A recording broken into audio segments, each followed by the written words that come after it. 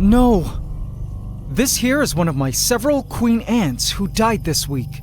And as you can see, she is just blanketed in a swarm of mites who are now having a feast of her body. Sadly, this queen did not get the chance to fulfill her life's purpose, which is to lay eggs, and found her own ant colony. So what happened? How did these mites kill her? Where did the mites come from? Which queen ant is this from my ant collection? Well, the answers are sad, and may actually surprise you, but you're about to find out now about this dead queen, and these mites, as well as my other dead queens, who shared the same fate. Welcome to the Ants Canada Ant Channel. Please subscribe to my channel and hit the bell icon. Welcome to the AC family. Enjoy.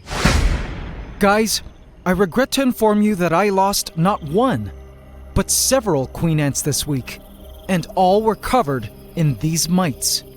But I do have some good news to share with you today, so do stay tuned until the end when I show you that reveal. So this dead queen is a yellow crazy ant queen, and if you've been keeping up with our latest videos, you'll know that she was part of a sorority project I was working on. I basically stuck several queen ants together in a founding setup to study the dynamics of queen ants that raise their young together cooperatively, a process scientists call pleiometrosis. My goal was to produce a massive super colony of yellow crazy ants, much like an OG ant colony I once had on the channel several years ago, named the Golden Empire. But I learned quite quickly that getting all the queen ants to cooperate and work together at founding a colony had its challenges. The queens quite immediately began to establish an hierarchy, a sort of mean girls club, outcasting some queen ants, while some queens acted as mediary queens, who would often visit the outcasted queens just to say hello. Meanwhile, the main set of queens began to lay eggs and care for them together. I couldn't wait to see how the dynamics of the sorority would all play out. But then, several weeks later, when I peeked into their setup just this week, I was shocked to see this. Death. All queens dead.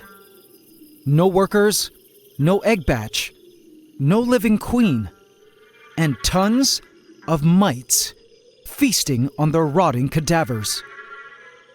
Oh, how sad. Now, at first you might think that the mites were parasitic and totally wiped out the sorority. However, I'm a bit happy to inform you that this was not the case. I believe these queen ants died naturally. You see, I had been keeping a close watch of their egg batch the queens were caring for when they were alive, and to my dismay, they just kind of stayed eggs. In addition, the queens began to die off one by one, until all queens were eventually dead. So AC family, what this says to me was that these queen ants were simply unfertilized, meaning they failed to mate with males during their nuptial flight, before I ultimately caught them and placed them all together.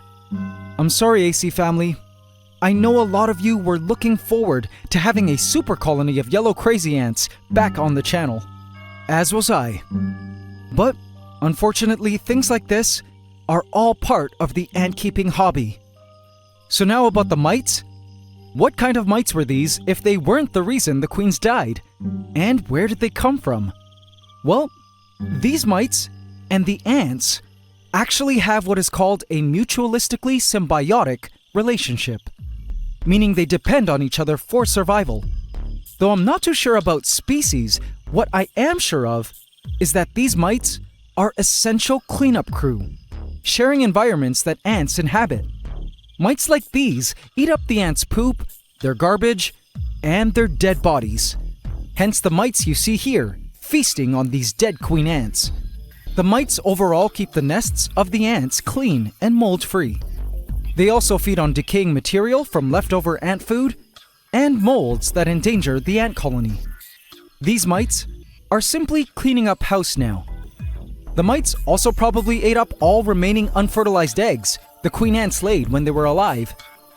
So although parasitic blood-sucking ant mites do exist in nature, you guys can rest assured that these mites are indeed ant friends and not parasites, which I am totally grateful for. Because if we had a parasitic ant mite infestation in my ant room, I don't know what I'd do. Now, to address where the mites came from, they could have hitched a ride on the queen ants' bodies, which the mites can do. Or the mites which freely roam the ant room located the queen sorority's setup via smell and entered through the microscopic holes of their ventilation perforations of their setup. Rest in peace, Queen Yellow Crazy Ants. Gone too soon. But I'll be trying to establish a thriving super colony of your species again next year. It was a total bummer that I had lost the opportunity to rear a successful yellow crazy ant colony this year. Partially also because I missed having orangey yellow colored ants. But AC family, now it's time for the good news. I do have a promising colony of orangey yellow ants of a different species. Have a look.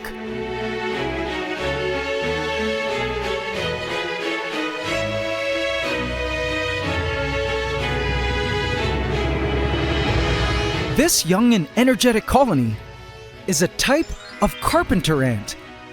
Much, much larger than our yellow crazy ants, but of similar color. And as a plus, unlike the yellow crazy ants, these are native ants, not invasive. As you can see, the colony is totally fattened. They eat well. You'll notice their gasters are filled up to capacity with a clear fluid. That is all honey and insect guts. Carpenter ants are awesome at storing food within their bodies for gradual use, which I love. I mean, look at the queen's gaster. She's got both developing eggs in there and food. What's cool about this queen is that she decided to keep one wing. Usually queen ants break off all their wings after nuptial flight, but not this queen. I think it's cool and makes her unique. The brood looks very healthy and come in all life stages, from eggs to larvae to cocoons. The workers are diligent at caring for the brood and licking them clean, as they give the larvae some of the stored food from within their social stomachs, little by little. Now, Camponotus, the genus of carpenter ants, because they're so large, is a very slow-growing species.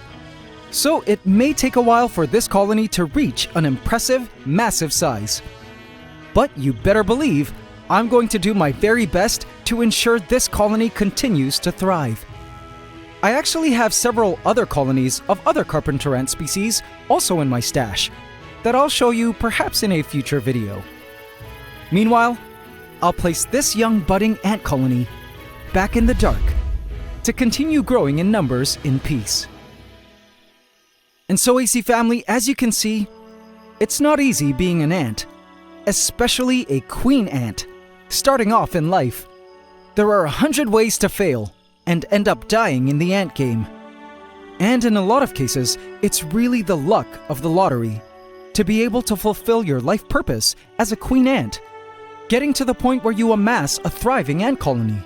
But this is just nature's way of culling out the weakest members, ensuring the queen ants that aren't skilled enough to evade predators, to find a mate to breed with, to escape the many perils like lethal parasitic cordyceps fungi and disease, all do not pass on these genes to the next generation. And as an ant keeper, this always made me feel a bit better whenever a queen ant I had caught didn't end up making it and founding a colony. And for all of you out there getting into the hobby and rearing your own ant colonies from just queens caught from a nuptial flight, I hope you too don't feel discouraged when your colonies fail. The only thing you can do is not give up and just keep trying and trying again. I will surely keep you all updated on the progress of our carpenter ant queen here, as well as the other ant colonies on the channel, like the young species 555 colony, Meranopus bicolor I'm also keeping, who by the way are doing great.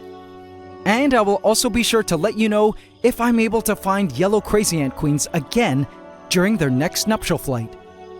So, not a super long video this week, as not a lot has happened new to report in the ant room. But as you know, these are the real-life stories of the ants of the ant room, and sometimes the stories are tragic with unhappy endings, while at other times, inspirational and awesome. I didn't want you guys to go a week without an ant video, which so many of you guys love and look forward to.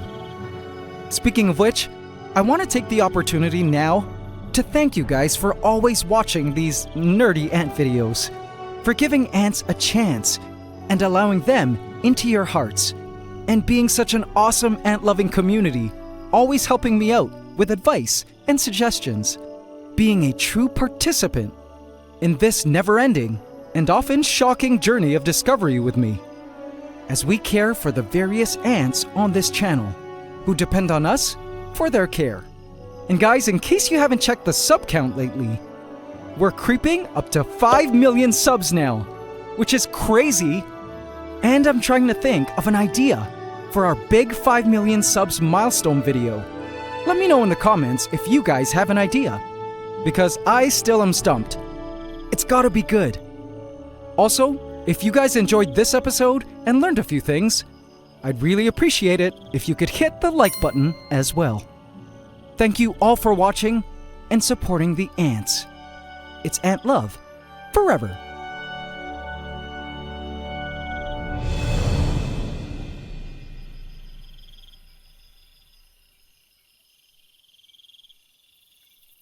Hope you can subscribe to the channel as we upload every Saturday at 8 a.m. Eastern Standard Time. Please remember to like, comment, share, and subscribe if you enjoyed this video to help us keep making more. It's Ant Love forever.